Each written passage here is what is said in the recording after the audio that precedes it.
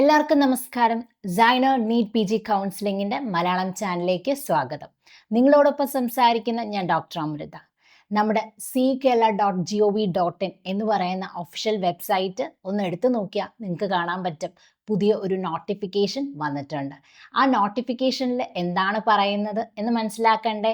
അതിൽ പറയുന്നതെന്ന് വെച്ചാൽ നമ്മുടെ കേരള സർക്കാർ മെഡിക്കൽ കോളേജുകളിൽ RCC റീജിയണൽ ക്യാൻസർ സെൻറ്റർ, സ്വാശ്രയ മെഡിക്കൽ കോളേജുകളിലെ എല്ലാ സീറ്റും, മൈനോറിറ്റി, NRI കോട്ട എന്നിവിടങ്ങളിലൊക്കെ നിങ്ങൾ ഓൺലൈൻ വഴി നേരത്തെ അപേക്ഷിച്ചിട്ടുണ്ടായിരുന്നോ?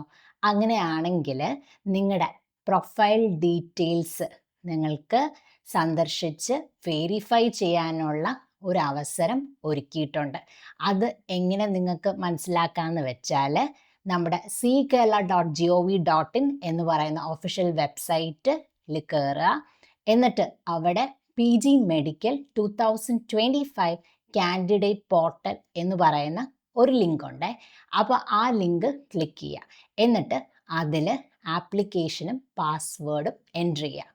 അപ്പോൾ നിങ്ങളുടെ പ്രൊഫൈൽ ഡീറ്റെയിൽസ് എല്ലാം നിങ്ങൾക്ക് കാണാൻ പറ്റും.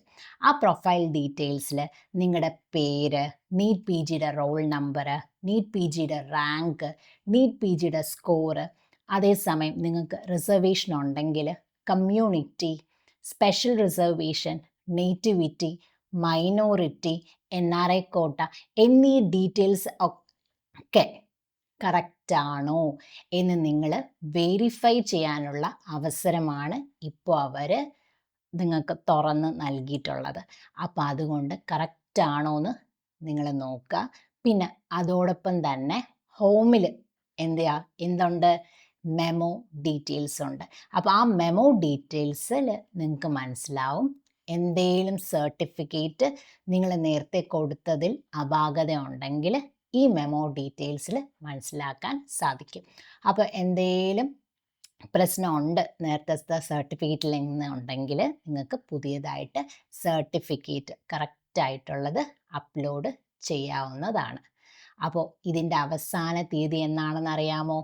ഈ മാസം 21 11 മണി വരെയാണ്. അപ്പോൾ എന്തേലും അപാകതയൊക്കെ ഉണ്ടെങ്കിൽ എന്ത് ചെയ്യുക, എത്രയും പെട്ടെന്ന് തന്നെ അതെല്ലാം അപ്ലോഡ് ചെയ്ത് ശരിയാക്കുക. അപ്പോൾ ഓൾ ദി വെരി ബെസ്റ്റ്. നിങ്ങളോട് സംസാരിച്ചത് ഞാൻ ഡോക്ടർ അമൃത ഫ്രം സൈനർ.